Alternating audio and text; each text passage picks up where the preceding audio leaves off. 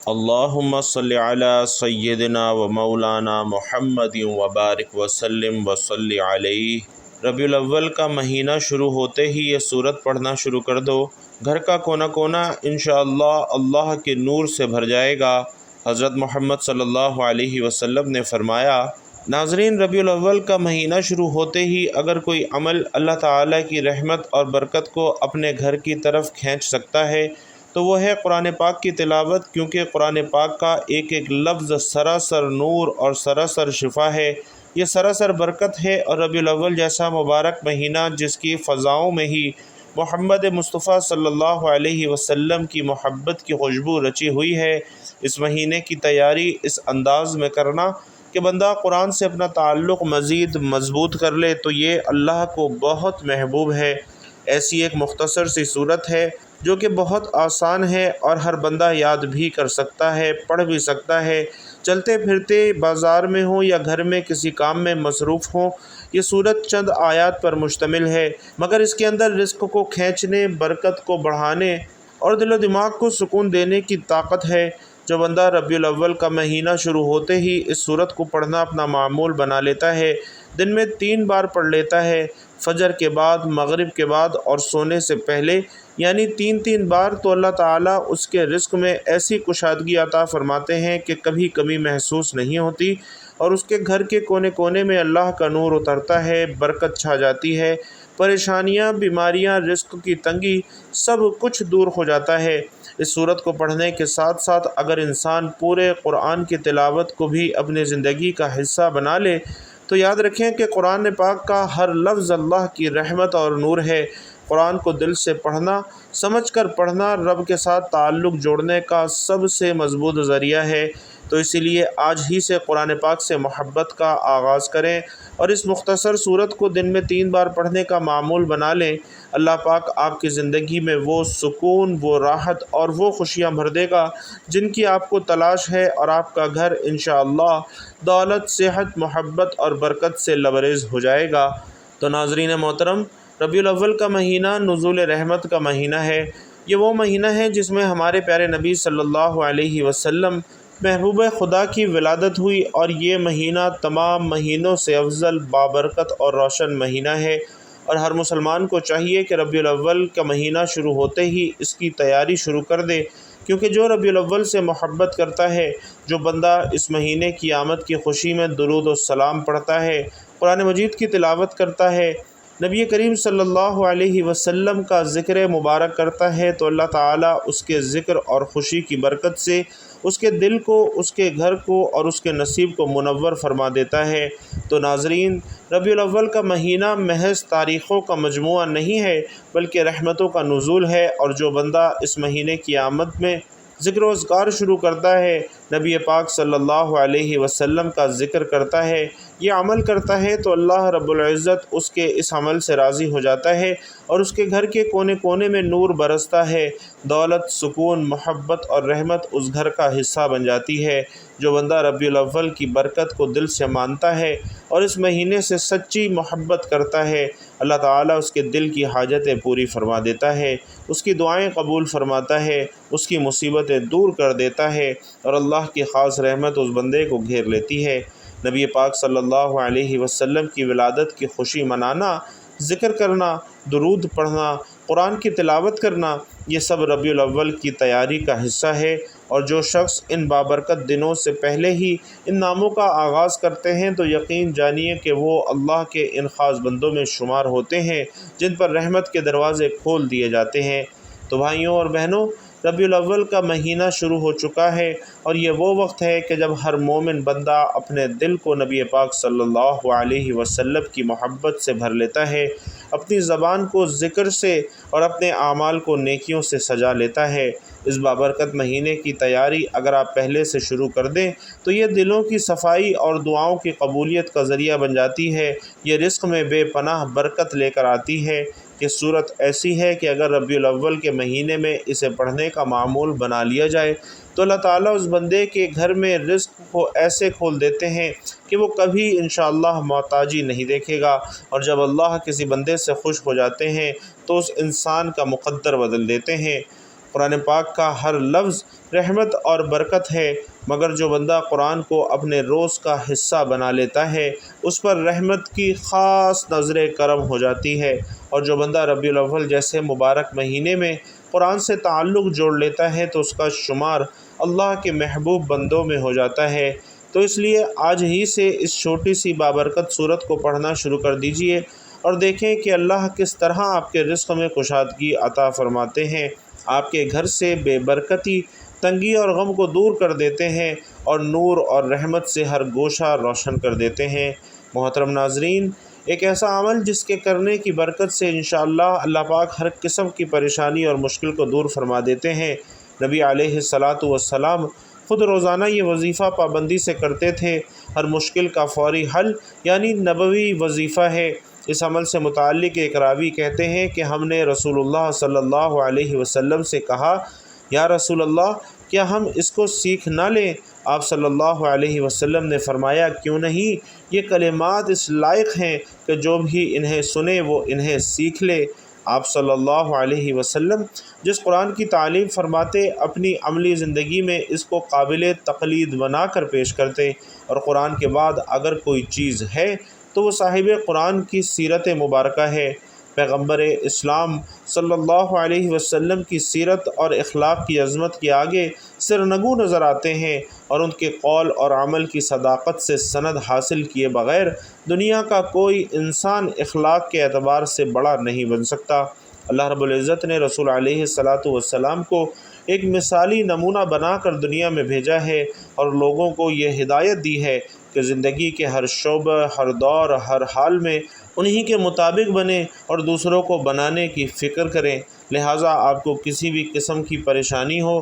دنیاوی ہو یا دینی ہو، جسمانی ہو یا کاروباری ہو، آپ کی اولاد کے رشتے نہ ہو رہے ہوں، ملازمت یا کاروبار میں نقصان ہو رہا ہو، ملازمت نہ مل رہی ہو یا امتحانات میں کسی مشکل کا سامنا ہو، کسی بھی قسم کی پریشانی جس میں آپ مبتلا ہیں، جس کی وجہ سے آپ پریشان ہیں، تو آپ اس مختصر اور آسان عمل کو اپنی زندگی کا معمول بنا لیجئے۔ انشاءاللہ اس عمل کی برکت سے اللہ پاک اپنا خاص فضل فرمائیں گے۔ تو ناظرین، اگر آپ چاہتے ہیں کہ آپ کو اس وظیفے کا پورا فائدہ ہو تو آپ نے دل سے یہ عمل کرنا ہے، اور میرے وہ تمام بہن بھائی جو چاہتے ہیں کہ ربیع الاول کے بابرکت مہینے میں ہماری پرنور محافل کی اجتماعی دعا میں ان کا نام لے کر دعا کی جائے، وہ اپنا نام اور اپنی پریشانی کے بارے میں کمنٹ باکس میں بتائیے۔ انشاءاللہ ہماری پرنور محافل کے اختتام پر اجتماعی دعا میں ان تمام بہن بھائیوں کا نام لے کر دعا کی جائے گی۔ ناظرین، ہم تمام وظیفے انسانیت کی فلاح کے لیے بتاتے ہیں۔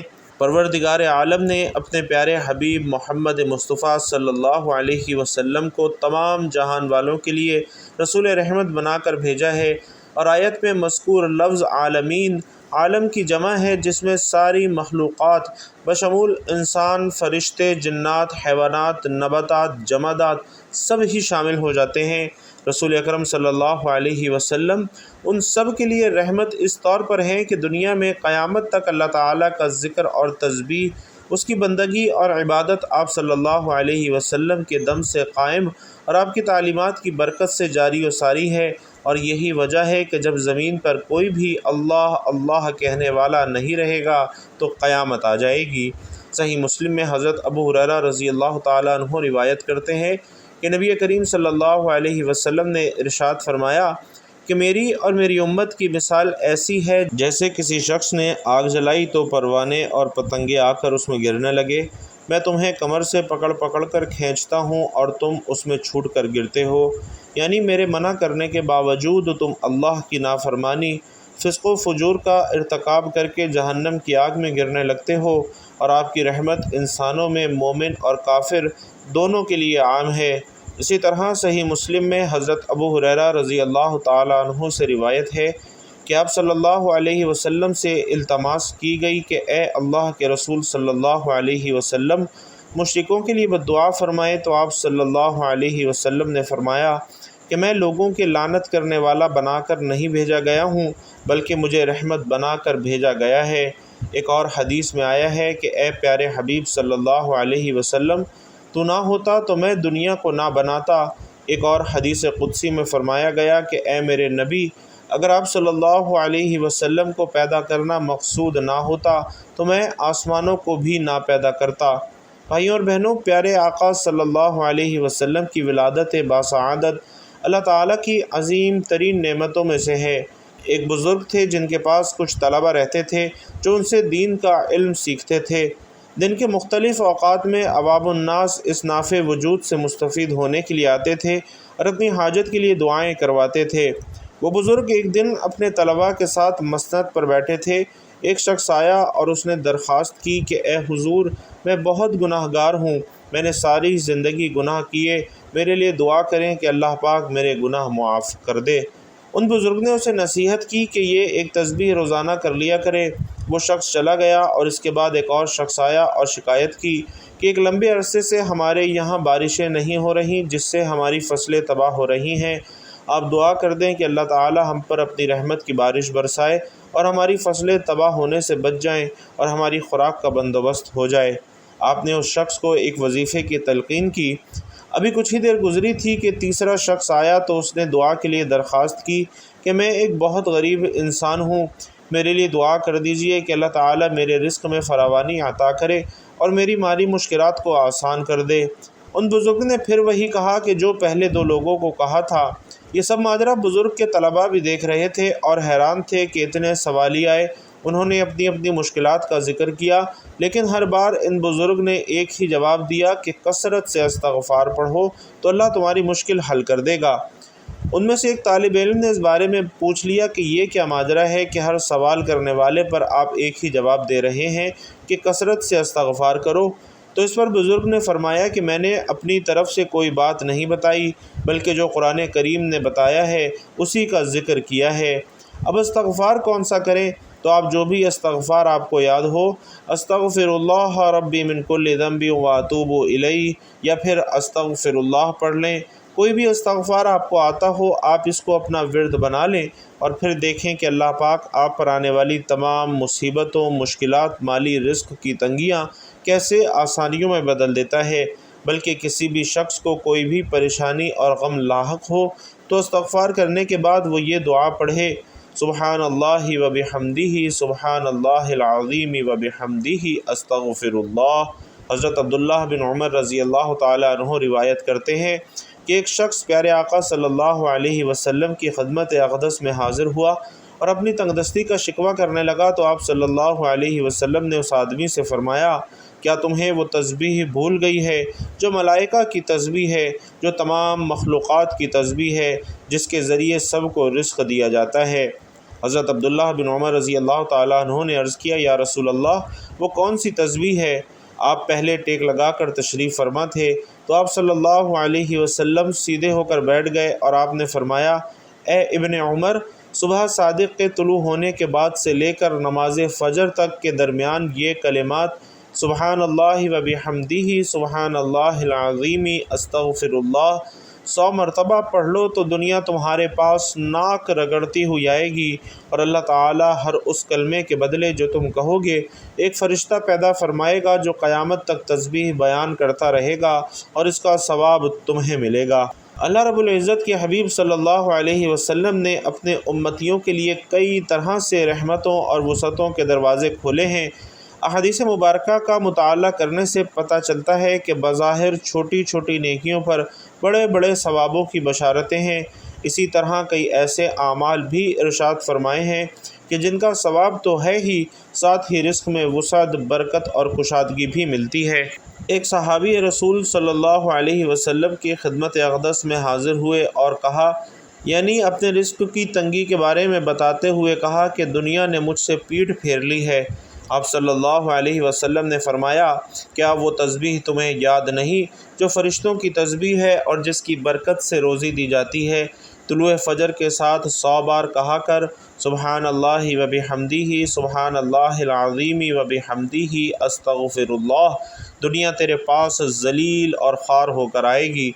وہ صحابی رضی اللہ تعالیٰ عنہ چلے گئے اور پھر کچھ دن کے بعد حضور صلی اللہ علیہ وسلم کی خدمت میں حاضر ہو کر عرض کرنے لگے، یا رسول اللہ، دنیا میرے پاس اس کثرت سے آئی ہے کہ میں حیران ہوں کہ کہاں اٹھاؤں اور کہاں رکھوں۔ تو ناظرین، ربیع الاول کے مہینے میں کسی بھی نماز کے بعد اول و آخر ایک تسبیح درود شریف کی کرنی ہے۔ اس کے بعد ایک تسبیح سودانوں والی سبحان اللہ و بحمدہ سبحان اللہ العظیم و بحمدہ استغفر اللہ کی پڑھنی ہے۔ تو ناظرین، قرآن کی وہ صورت جو کہ بابرکت، مختصر، آسان اور رزق میں برکت دینے والی صورت ہے، بلکہ قرآن کا دل کہلانے والی، سراسر نور، سراسر شفا اور اللہ کا خاص تحفہ ہے سورۃ الفاتحہ، جو کہ نبی کریم صلی اللہ علیہ وسلم پر نزول وحی کے ابتدائی دنوں میں حضرت جبرائیل علیہ السلام اللہ کے حکم سے لے کر آئے اور فرمایا کہ یہ وہ صورت ہے جو رب کائنات نے خود اپنے خزانے سے عطا فرمائی ہے۔ یہ ایسی روشنی ہے جو اندھیرے کو ختم کر دیتی ہے، دلوں کو سکون دیتی ہے اور گھروں میں رحمتیں برسا دیتی ہے۔ سورۃ الفاتحہ صرف نماز کی صورت نہیں ہے، یہ بندے اور رب کے درمیان ایک رابطہ ہے، ایک گفتگو ہے، ایک عرض ہے، اور اس عرض کا جواب اللہ رب العزت خود دیتے ہیں۔ تو جو بندہ ربیع الاول جیسے بابرکت مہینے میں سورۃ الفاتحہ کو اپنے روز کا معمول بنا لیتا ہے، روزانہ صبح شام کم از کم 3 بار اس صورت کو دل سے پڑھتا ہے،